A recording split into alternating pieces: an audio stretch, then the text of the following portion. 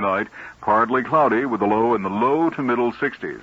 Friday, a partly sunny, windy, and very warm day with a high in Chicago in the upper 80s or the low 90s. At Midway Airport, it's 63 degrees. At the lakefront, 61. At O'Hare Field, 58. The humidity's 53%. The wind southeast, 6 miles per hour. Hi, I'm from the CCC. The CBS Radio Mystery Theater presents...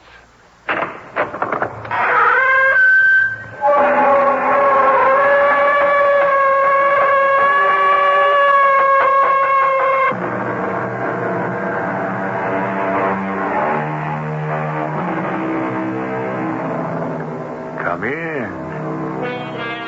Welcome. I'm E.G. Marshall. All the world loves a love story. Adventure is absorbing, mystery is marvelous, and suspense is superb. But of all the categories, give me first the tale of the old house, the creaking stairs, the wind that moans about the eaves like a human voice, and the jagged flashes of lightning that tantalizingly reveal only the suggestion of the shapeless white figure gliding through the driving rain. The ghost story. Such a one as I bring you now. I want my baby. It's her. The woman in the mirror. Help, please, help. We shouldn't have locked her away, Christopher. She's trying to tell us something. Help,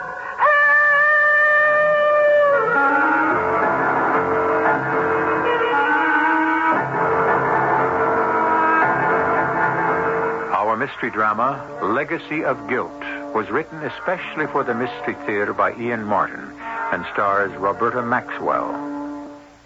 I'll be back shortly with Act One.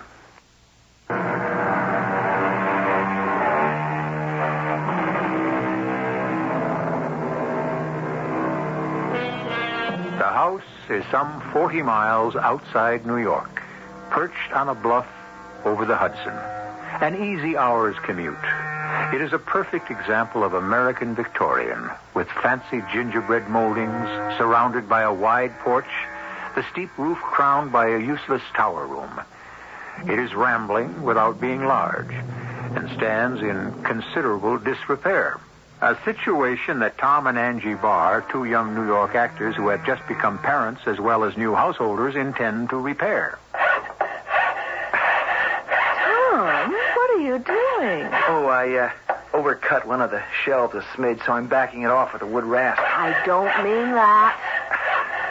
It's after dinner, and this is supposed to be your day of rest. Angie, Sunday's the only night off I get from the play. Exactly. So you ought to spend it with me, to say nothing of your son. Honey, I spent all day with you and the baby. That was a hardship? Oh, come on. You know it wasn't. Hey, what's the matter with you? Something wrong with his nibs? No, he's fine. Sleeping like a... Baby? What else? Oh, darling. Angie. Tom, darling, I don't care what you do with your spare time. You just have so little of it. But I do want you to relax. Look at who's talking. You can't kid me anymore since I had the baby. It took Christopher to teach me how to slow down. This time off from the soap opera has been invaluable to me. This building and remodeling is good for me. It's sort of therapy. It looks like hard, tiring work to me. But it isn't. It's a joy. It's a real challenge. Like these shelves I'm building into these two alcoves. They're going to be wonderful. We've got crates of books, and the shelves balance the ones around the fireplace on the opposite wall. Now, that's just the point. Why does the wall stick out in the middle here a couple of feet? I thought we knew all about that. It's because the big kitchen fireplace backs up on this, and the stick-out part here is the chimney and the flue. That's what I thought at first, but look, what if it was a double flue, and behind this is a second living room fireplace? So? What if it is? Angie, can't you see? If the living room here had opposing fireplaces, how it'd make the room stunning instead of just plain marvelous. I see what you mean.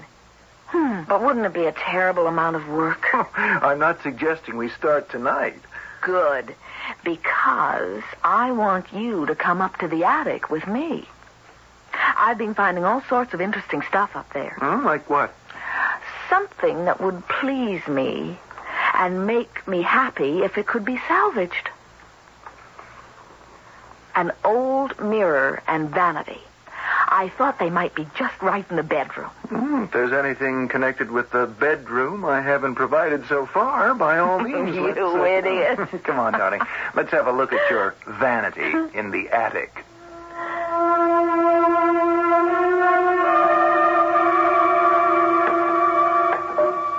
I suppose what I found is ours. Didn't the house come as is? As far as I know. Well, it isn't all that great. I'll show you. See, there's a light somewhere. It's overhead, right in the middle. Half a sec. There. Oh, gesundheit. Boy, there's enough dust. I don't think anyone's been up here except me in the last 50 years. More like the last century. There's a little lost alcove over here between the eaves and the chimney wall. The stuff's in here. Shall I drag it out? Would you mind? Here's your vanity thing. Ooh, heavier than it looks. Gesundheit! Turnabout is fair play. Still, maybe some tortured spirit from the past is trying to tell us something. What? Amidst the dust of ages, from out the grave I cry, open not the pages, let sleeping vanities lie. What's that from? I made it up myself. Okay, I lugged out your dressing table. Does it still grab you? You know what it is? That's mahogany inlaid with rosewood. And look at that marvelous 3/4 length oval mirror. What about the rest of the junk in here? I don't think it's anything we'd want. Except maybe the trunk. What's in there? I don't know. I didn't know if I should open it. Or could. Oh, let's have a look. Oh, my. What is it? Faded old baby clothes. Oh, aren't they sweet? All handmade. And? Well, they've never been used. Any of them. At least, I'm pretty sure not. Anything we can use for Christopher? No. They're practically disintegrating. They must be 100 years old. Anyway, I don't want Christopher in any hand-me-down. Honey, I was only kidding. Oh, look at this. What? An old photograph. Isn't she beautiful? Let me see. Yeah, she is. You know why? What do you mean? She looks a lot like you. You see it?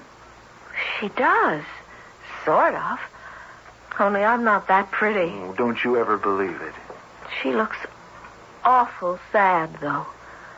Her eyes are kind of haunted. Gives you a shivery feeling. I wonder what got her so uptight. Maybe these clothes were for her baby, and she lost it or something. So, what do I do about this dressing table? Oh, just leave it till we know if it's ours to use. Yeah, check into it first thing tomorrow morning.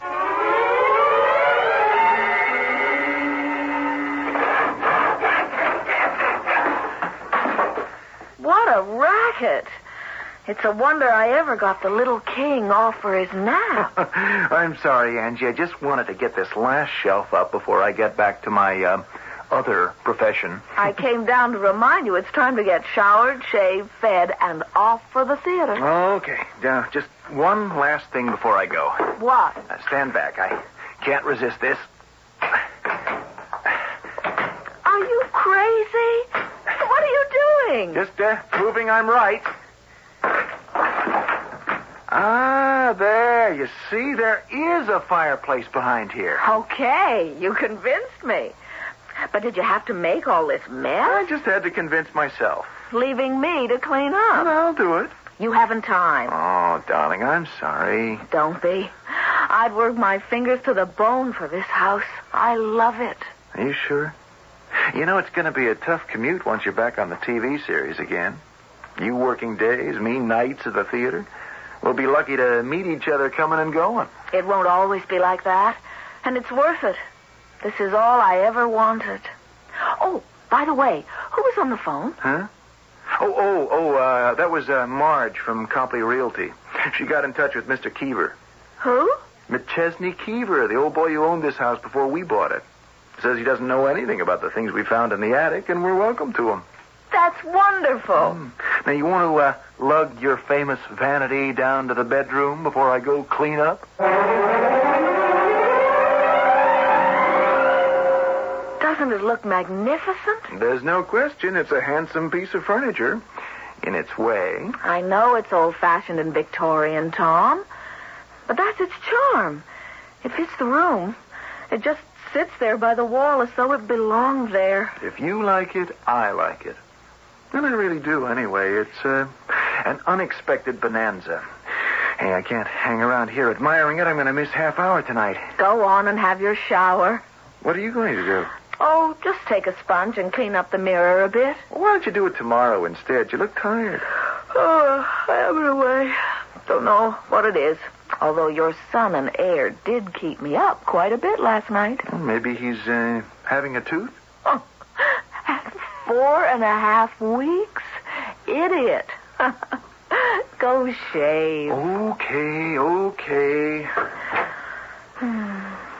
Okay, old mirror. Let's see what a little elbow grease and soap can do. Come on. You've got to do better than that.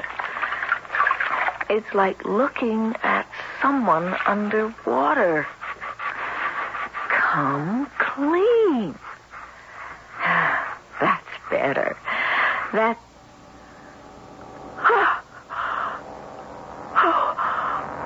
Oh, no. That's not me. That's... who are you? Who do you want? Who?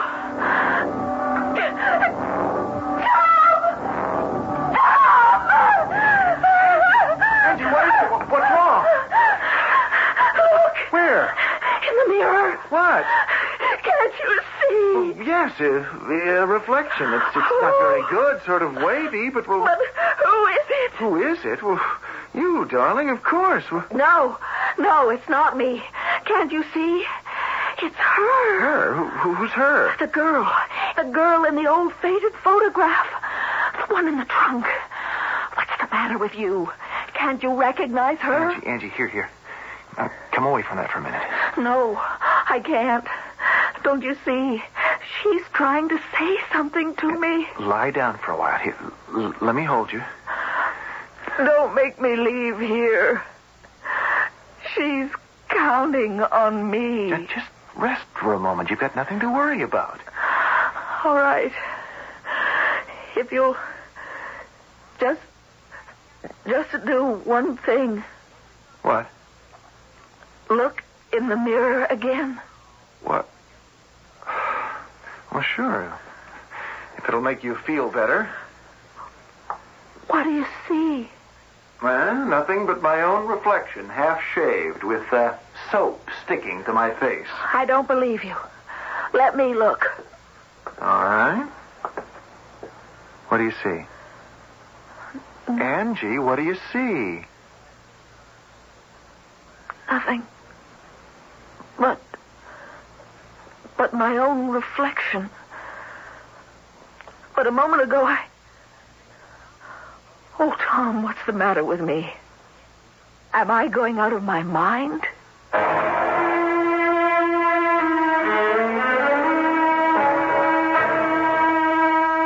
What is the answer to Angie's question? The only thing one can see in a mirror is a reflection. But just supposing, you looked in a mirror and found a totally different person staring back at you. Someone who must have been dead long ago.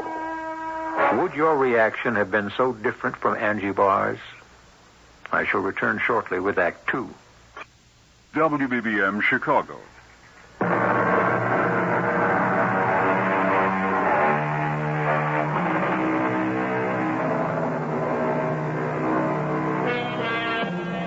In the quiet bedroom, Tom sits holding Angie's hand.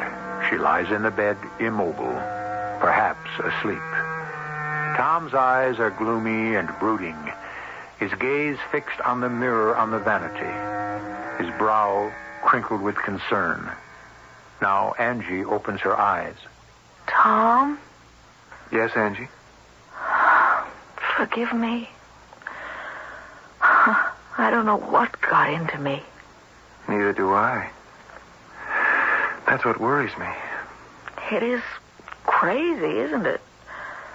I guess it was the trunk full of the baby clothes, stored away and never used.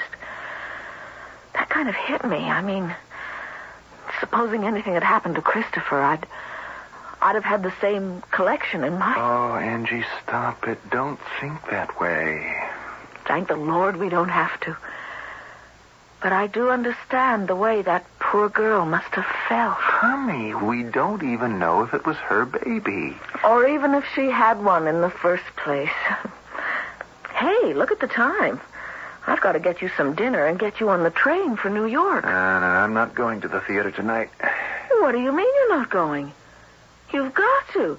It's in your contract. Well, the standby can go on. I'm calling in sick.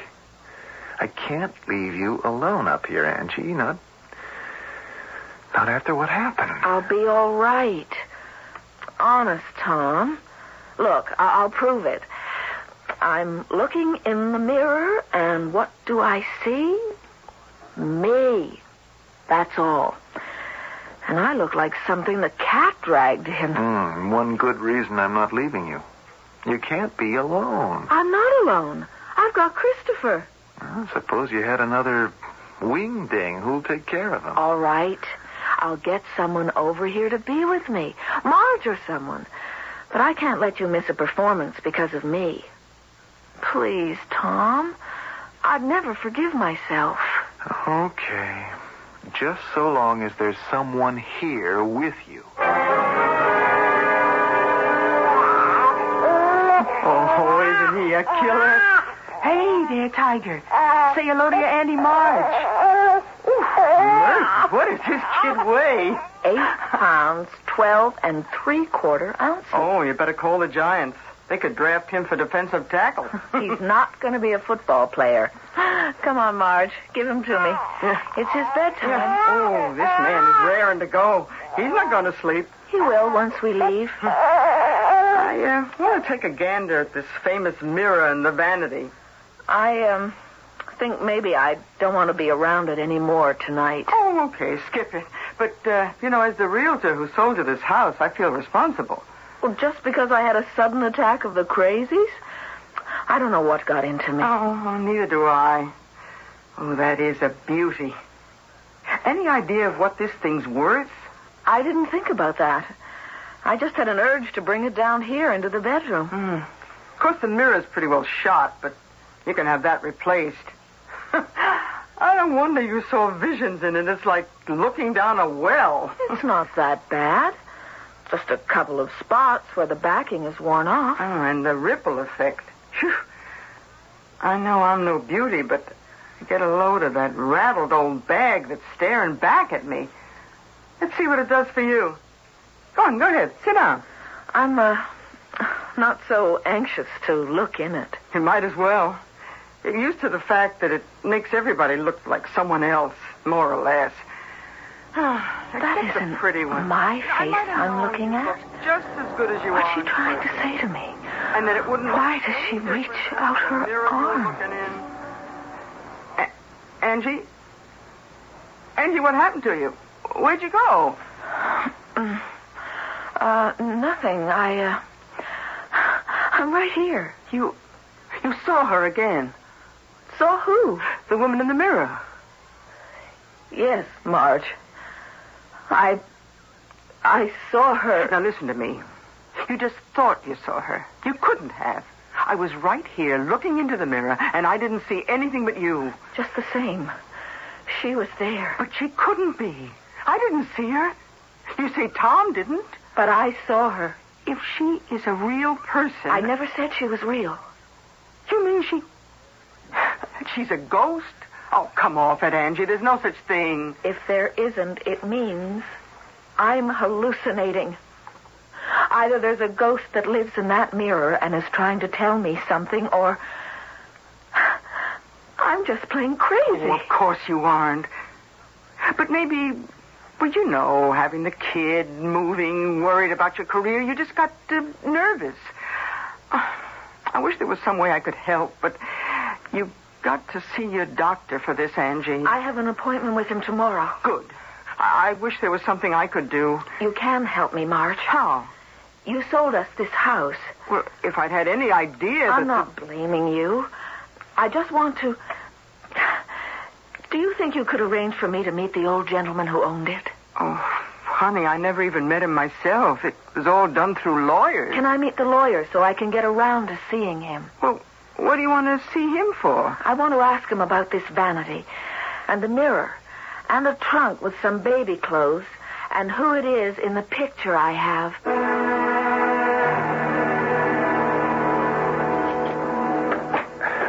Angie, you didn't have to wait up for... Oh, I'm sorry, Marge. I saw the light here in the living room. I thought it was Angie. Oh, she just went upstairs a minute. Your son and heir was kicking up a storm. Well, I didn't mean for you to stay so late with Angie. Oh, I would not have left that beautiful wife of yours for anything till you got home. Why? Did something happen? Oh, it sure did. She thought she saw something in that mirror again. How do you know? Well, I was in the room as she was putting Chris down for the night, and like a fool, I wanted to have a close look at the piece of furniture. I said something about the mirror being so decrepit. Anyone would look a fright in it. But you know me, that wasn't enough hangnail psychology. I conned her into sitting down and looking at herself in it, just to show it was a plain, ordinary mirror. And before you know it, she was off on some kind of a trip. You said she saw something in it? Yeah, the same woman. Tom, you got to make sure that girl of yours gets to the doctor. She has an appointment with him in the morning. I was going to babysit while she went. No, look, I'll be glad to babysit for you, Tom.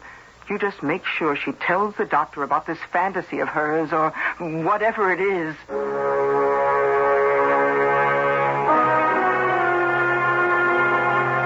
And this reflection in the mirror, or this woman who seems to appear, isn't anyone you know? No, Doctor. Well, that is, in a way. I mean, she looks like me, sort of. And also like the picture of the woman Angie found in an old trunk in the attic. The one with all the unused baby clothes. Yes. What do you think it could be, Doctor? Well, instead of that, let me tell you what I think it isn't. What's that? You're a relatively new patient for me, Mrs. Barr, but all the records I've received on you from Dr. Frazier, they indicate that you're a healthy, well-balanced young woman. But you are an actress, and you have just had a baby. I don't see what that's got to do with it. I think I do. This mysterious visitor has appeared twice. Once right after you'd found the old trunk full of baby clothes and the picture of a woman who, I must say, does look remarkably like you. Very beautiful woman, I might add. Has to be if she looks like Angie. I agree. Now, Mrs. Barr, you say yourself that you immediately leaped to the conclusion that the woman in the picture was a mother who'd lost her baby. Doesn't it seem logical? It could also be logical that this was a woman who couldn't have the baby she wanted, or who had lost her husband before she could, or who lost her life before she could give birth, or... Well, there are many possibilities. The only important thing is that, as an actress, you were sensitive enough to fantasize immediately. You dreamed you saw her. You said you were tired and sleepy at the time. I wasn't tired when I saw her the second time. But you just put your baby to sleep. And unconsciously, this woman was again strongly in the back of your mind. Well, I'm not going to speculate anymore. All I can tell you is that, in my opinion, you're in the pink of good health. And I'd make one simple recommendation. What's that, Doctor? Get rid of the old vanity, Mr. Barr. And with that, I'm sure you'll get rid of your wife's hallucinations also.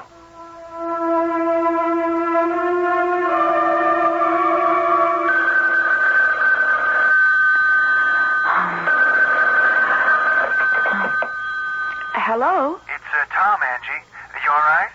Tom, where are you? Aren't you at the theater? Yeah, it's intermission. I was worrying about you, so I just thought I'd call. What are you doing? I just finished feeding the baby, and I was putting him to bed. Everything okay? Tom, we took the vanity back up to the attic, even though I felt kind of silly about it. So what could be wrong? I don't know. I'm perfectly all right. I hope. Just wish I'd gotten a nurse for the baby so there'd be someone with you. Cheer up. She comes next Monday. I promise you I'll make out till then. Yeah, well, hang, they're calling places. Angie, don't stay up for me. I won't. As soon as I get Chris off, I'm going to bed myself. And stop worrying about me. I'll try. Angie? Yes. I love you. And I love you.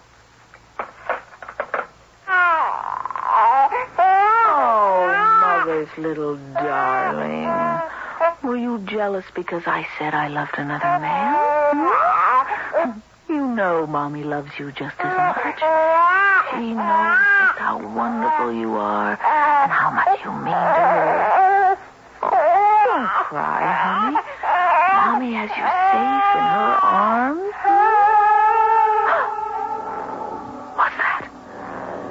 Why, it sounded as though someone cried out.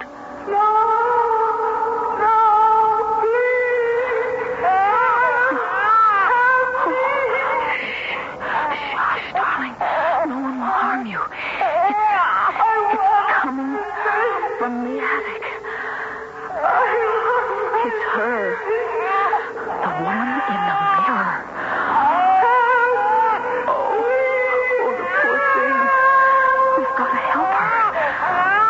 We will help her, won't we? My big man. We shouldn't have locked her away, Christopher. We shouldn't. She's trying to tell us something. I can't turn away. She's asking for help. I've got to try. Where's the light? There.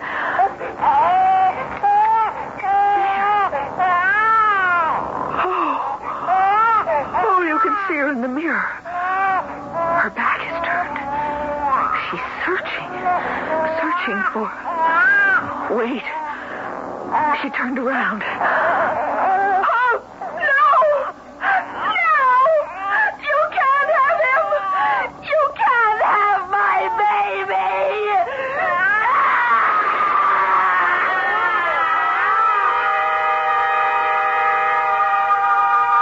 Whatever she has seen in the mirror, Angie, clutching her child to her with one hand, has lunged forward and spun the glass towards the wall so violently that the mirror shatters into 1,000 shimmering pieces. Like a wild animal, Angie rushes headlong down the stairs from the attic to lock herself and her baby in her bedroom. I shall return shortly with Act 3.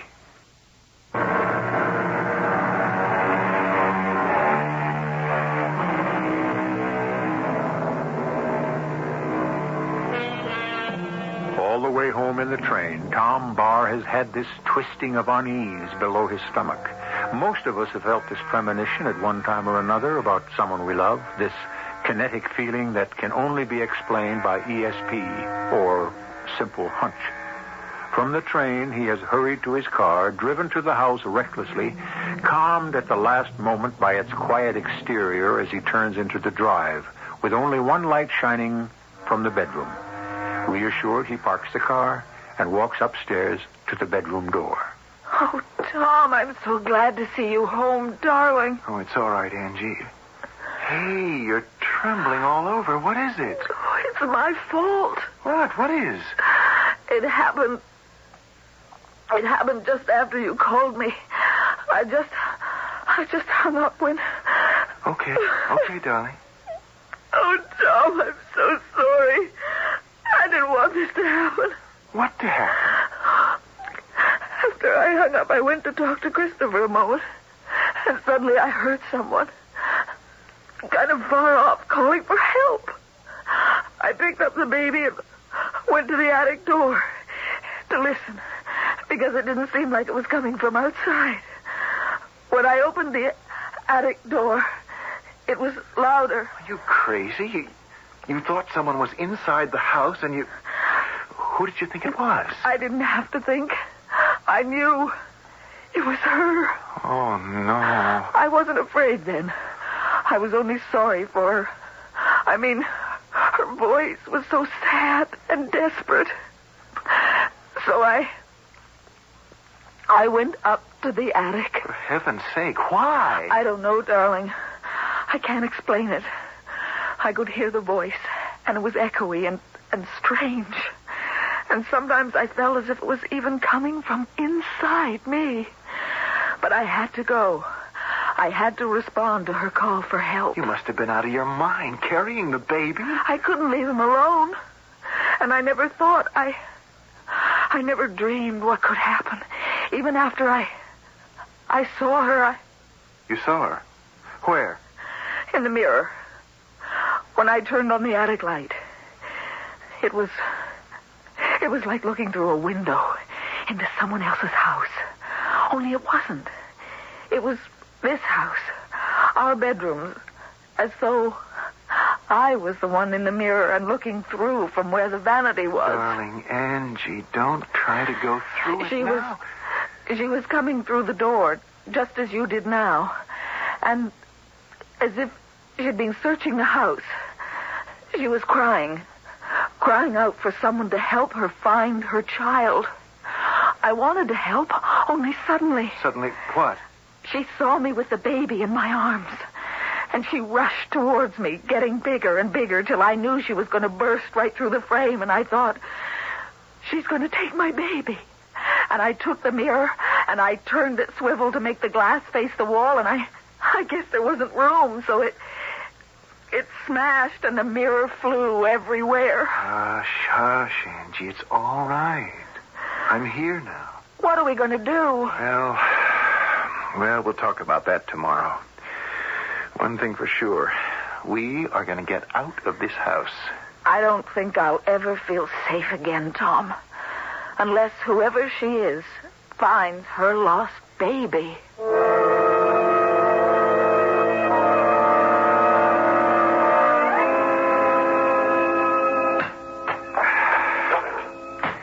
Tom? Oh, Angie. What are you doing? Oh, indulging in some emotional therapy, I guess. Anyway, since we'll have to sell a house, I've got to fix up this wall I broke through to the fireplace. I don't want to move, Tom. This is our house. Why should we be chased out of it? Well, I should think you could answer that easier than me, Angie. I can't help what I saw last night. What I heard. I didn't say you could. I'm not going to be driven out of my house. I won't let it happen. This is a problem that's got to be solved right here. Oh, by the way, Marge called. What does she want? Oh, something about McChesney Keever. You know, the old boy who owned the house before we bought it. She said he was anxious to talk to us. Well, to you. Did you ask her to contact him? Yes, I did. Why? Because he's my only hope to establish that there really is a ghost in this house, and perhaps give us a clue how she can be exorcised.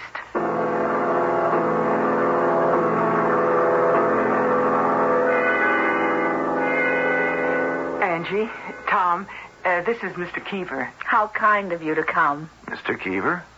Under the circumstances, there was little else I could do. Look, why don't I leave you three together, huh? And go up and spend some time with Christopher? Would you, Marge? You're a lifesaver. Don't ask to see my badge. I failed Girl Scouts.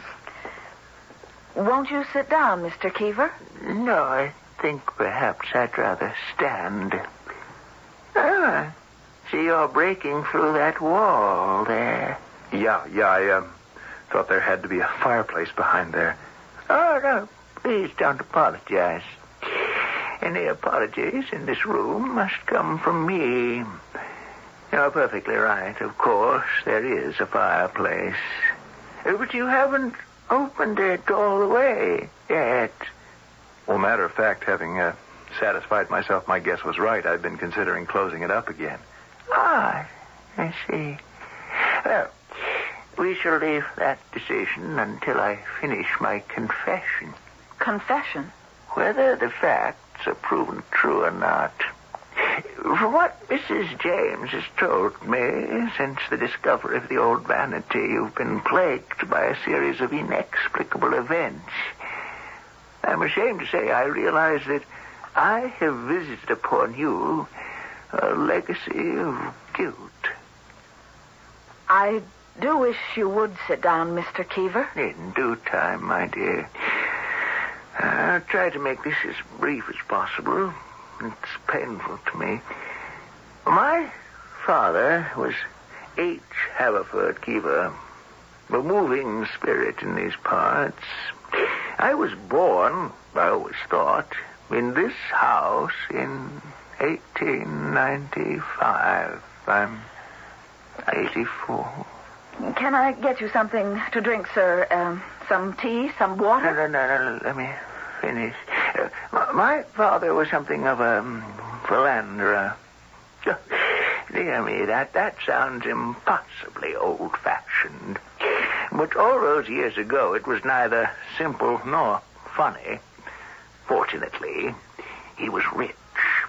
So, having got a certain young woman in trouble, when it became no longer possible to conceal her problem, he arranged to have her, what shall I say, domiciled nearby in his summer house.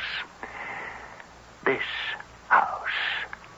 That was the lovely young woman in the picture I found? By no means. That picture was of the woman I grew up believing was my mother. But she wasn't? Bear with me. Alexandra, for that was my father's wife's name, was pregnant at the same time as my father's mistress. But when the moment came for both of them to deliver, the mistress delivered first, the wife second, with only one difference. The first baby was alive and healthy. The second lost not only its own life, but the mother's as well. I don't understand which was which. That was the legacy of guilt. You see, I grew up believing that my mother died in childbirth, and that the woman my father married after a decent interval was my foster mother. But she was actually your real mother? Yes. But how? What happened to the baby who was stillborn? I have only my father's word for that. I've never wanted to test if it really was the truth. It didn't seem to matter anymore. What do you mean, your father's word? After his death, when the estate was finally settled, I was handed a letter that my father had left for me. I destroyed it after I read it, but I remember very clearly how it began. My dear and only son, I have lived with a lie all my life. And even now, confession comes hard to me. I bear a terrible guilt that I was responsible for destroying your relationship with your mother. There is no way I can make amends. This is only a selfish attempt to clear my own soul. I don't understand. I grew up believing that I had been responsible for my mother's death. And I resented my father's wife for pretending to be my mother, not knowing that she really was. Do you understand now? You were substituted for the child that died. Correct. But what happened to the dead baby? It was too late for it to become a matter of record. It had to be disposed of. How? I must admit that after reading my father's letter, I put it out of my mind. You see, it didn't matter anymore. I wasn't even sure if I believed any of it. Of course, there was always an easy way to prove it. But somehow it didn't seem worth the effort. What was it, sir? Life is so frequently more bizarre and unreal than any story. You see, there's a problem in opposing fireplaces. If one flue draws better than the other, a room can quickly be filled by smoke. At the time I was born, my father was in the process of walling up one of the fireplaces in this room. There was a small and tiny corpse to be disposed of. Where better than a hearth that was about to cease to exist also? Oh, murder. No. Not that. I just meant that... Now that it's all out in the open, why don't we make sure? No, let me. It won't take a moment to knock out the rest of the bricks. So that's why she haunts this house. She's looking for her lost baby. I can't answer that, my dear. But it seemed to me imperative that you know the whole story. I would never have sold you the house if I'd known it was haunted. Then you believe with me it is? Yesterday I would have scoffed at that. Today I... Oh, my Lord. What is it? Look for yourselves. A skeleton. It's so tiny. But big enough to bring the truth to light at last.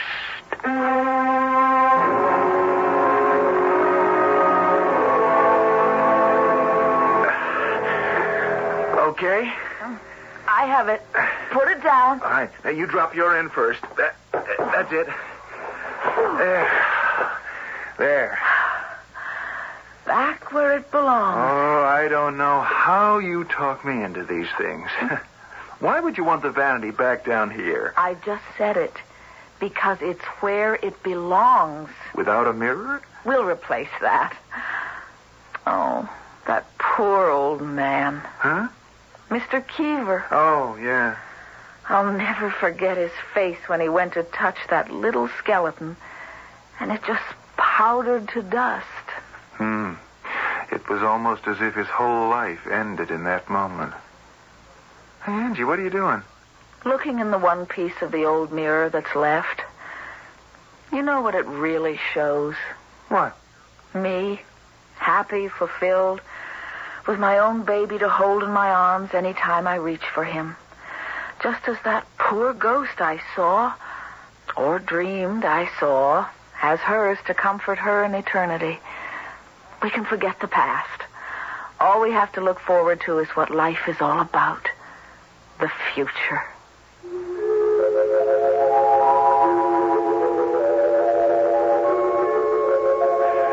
So the ghost is laid to rest.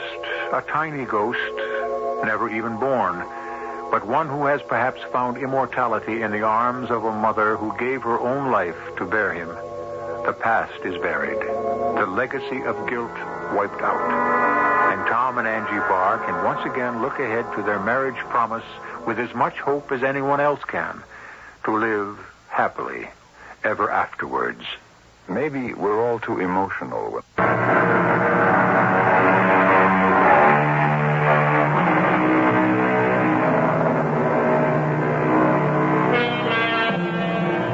We didn't have any flashes of lightning or driving rain, but it was a ghost story all the same. A true ghost story. Because if you don't believe in spirits and beasties and all those other things that are accused of haunting our waking dreams, how do you account for what Angie saw in that fateful mirror? One parting thought: how safe will you feel the next time you look in yours? Our cast included Roberta Maxwell, Russell Horton, and Bryna Rayburn. The entire production was under the direction of Hyman Brown. And now, a preview of our next tale. She thinks that you are her son, and if she thought otherwise, there is no telling how she would react. You will come home with me now, and we will all have dinner, and tonight, when Dorothy has gone to bed and is asleep, you and I will discuss a few matters. Such as? Such as what you have done with my real son, Robert. Is that a simple request, Professor Melville, or an order? Perhaps this will persuade you. Mr. Melville, put that revolver back in your pocket. You can't kill me. A bullet has no effect on this body whatsoever. You cannot threaten me with death. I do not die. I'll return with you to your house, and as you say, later tonight, we shall have a little talk. This is E.G. Marshall inviting you to return to our Mystery Theater for another adventure in the macabre. Until next time, pleasant dreams. You've been listening to the OTR Gold Network. Find more classic radio at otrgold.com.